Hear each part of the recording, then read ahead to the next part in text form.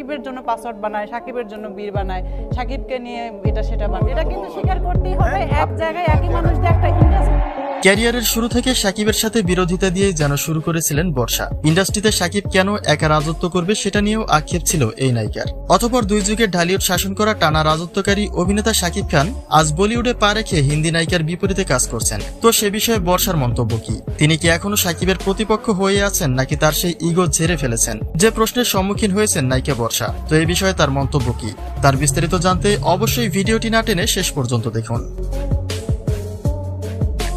ঢালিউড চলচ্চিত্রে ভিন্ন একটা প্যাকেজ হয়ে কাজ করেন অনন্ত বর্ষা। যদিও তারা খুব একটা সিনেমার কাজ করেন না, কিন্তু যতটুকু করেন ততটুকু নিয়েই আলোচনার শীর্ষস্থান দখলে নিয়ে ফেলেন, যে কারণে অনন্তকে সাকিবের মতোই সুপারস্টার দাবি করেন বর্ষা। কিন্তু মূল বিষয় হচ্ছে সাকিব তো একের পর এক ভক্তদের জন্য নিত্য নতুন চমক দিয়েই যাচ্ছেন। প্রিয়তমা দিয়ে ঢালিউড চলচ্চিত্রের রেকর্ড ব্রেক করে এখন আবার বলিউড নায়িকা নিয়ে প্যান ইন্ডিয়ান সিনেমা পর্যন্ত চলে গেছেন সাকিব খান। কিন্তু তার জবাবে বর্ষার হাতে তেমন কিছু রয়েছে কিনা, বা এ বিষয়ে তার মন্তব্য কি?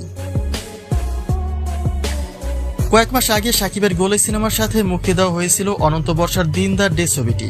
বলা হয়েছিল এই সিনেমার বাজেট 102 কোটি টাকা। যদিও পরবর্তীতে এই বাজেট প্রকাশে নানা গরমিলের সমালোচনায় জড়িয়েছিলেন অনন্ত জলিল। কিন্তু গোলই নিয়ে একটা লাইভ অনুষ্ঠানে তারা স্বামী স্ত্রী দুজন মিলে বেশ ব্যঙ্গ করেছিলেন, এবং গোলইয়ের জবাবে তারা দিন দ্য ডে মুক্তি দিয়ে একটা সমালোচনায় সৃষ্টি করেছিলেন, যে কারণে সাকিবের কোনো ভালো দিক এলেই সেখানে অনন্ত বর্ষার অধ্যায়টি চলে আসে। এখন মূল বিষয় হলো সাকিবের বলিউড নায়িকা সোনাল চৌহানকে নিয়ে নানাভাবেই আলোচিত হচ্ছেন কিং খান। একাধিক পজিটিভ মন্তব্য থাকলেও কিছুটা নেগেটিভ মন্তব্য দেখা যাচ্ছে। কেউ বলছে অশ্লীল নায়িকা নিয়ে সিনেমা করছেন সাকিব খান, আবার কেউ বলছে ইন্ডিয়ান নায়িকা এবং সিনেমা নিজ দেশে অগ্রাধিকার দিয়ে ঢালিউড চলচ্চিত্রের ক্ষতি করছেন সাকিব খান। তো এটাই যে একটা ইস্যু হয়ে দাঁড়িয়েছে অনন্ত বর্ষার কাছে, সেটা নিশ্চয়ই আর বলার অপেক্ষা থাকে না। কেননা সাকিব কেন একা ভালো করবে সেটা নিয়ে আগে থেকে একটা ঈর্ষান্বিত অভিযোগ রয়েছে বর্ষার, যে কারণে এই বিষয়টি তাদের কাছে ভালো চোখে না দেখাটাই স্বাভাবিক।